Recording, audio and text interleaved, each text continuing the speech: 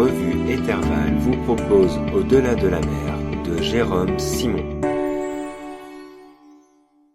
La proue du bateau se dressait fièrement, exhibant la silhouette d'une statue au sein dénudé. L'aura verte qui en suintait jusqu'à la coque permettait au bâtiment de se frayer un chemin à travers la mer des cimes. Le temps au beau fixe, le vent soufflait joyeusement dans les voiles sans trop les affoler. Ce souffle suffisait au navire pour voguer sur cette forêt aux tréfonds insondables. Les branches devenaient fluides au contact de sa coque, perdant alors leur forme pour la reprendre ensuite.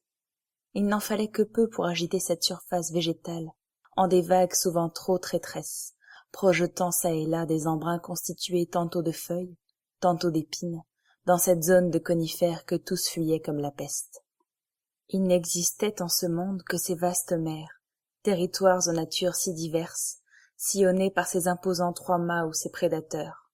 Garder ces derniers à l'esprit suffisait aux marins pour ne jamais manquer de vigilance, se fiant au regard du borgne, leur vigie, toujours accompagné de son chat noir. « Port forestier des Trois Saules à l'horizon !» annonça le guetteur du haut de son mât. Harlneck en avait fini de frissonner quand il entendait ce timbre rauque où voyait cet homme qui effrayait une partie de l'équipage. Lui et tous ceux qui suivaient la même voie s'avéraient essentiels à la navigation. Ils sacrifiaient une partie de leur visage en échange de la vision, celle qui, ultimement, les aiderait à découvrir le chemin que tous cherchaient. Certes, ce masque, qui dissimulait la moitié gauche de ses traits, et son œil figuratif clos, avait de quoi mettre mal à l'aise. D'ailleurs, les borgnes, d'une façon générale, entretenaient cette manière d'être, presque fantomatique, silencieux à l'image de ce chat noir, son félin familier, qui contribuait à renforcer cet aspect fuyant qu'ils aimaient à cultiver. « Pas trop tôt !» bougonna-t-il en bon capitaine. « Chandra, occupe-toi du reste. Je suis dans mes quartiers jusqu'à ce qu'on accoste. » L'intéressée acquiesça. Elle lança un regard à la vigie qui lui confirma le cap, puis tourna sans plus attendre son air dur vers l'équipage pour aboyer ses instructions.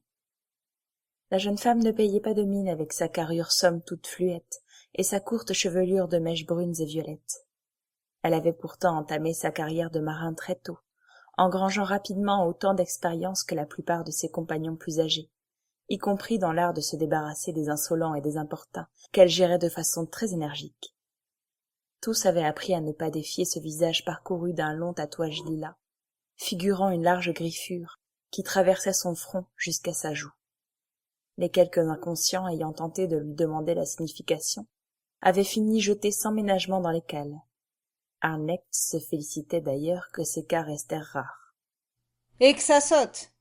conclut la seconde en chef, aussi peu aimable que son capitaine. Comme si l'ondine insolente elle-même se pliait aux ordres, le bateau accéléra son allure, fondant à travers les feuillages épais qui la portaient, faisant jaillir des gerbes végétales qui s'éparpillèrent au vent.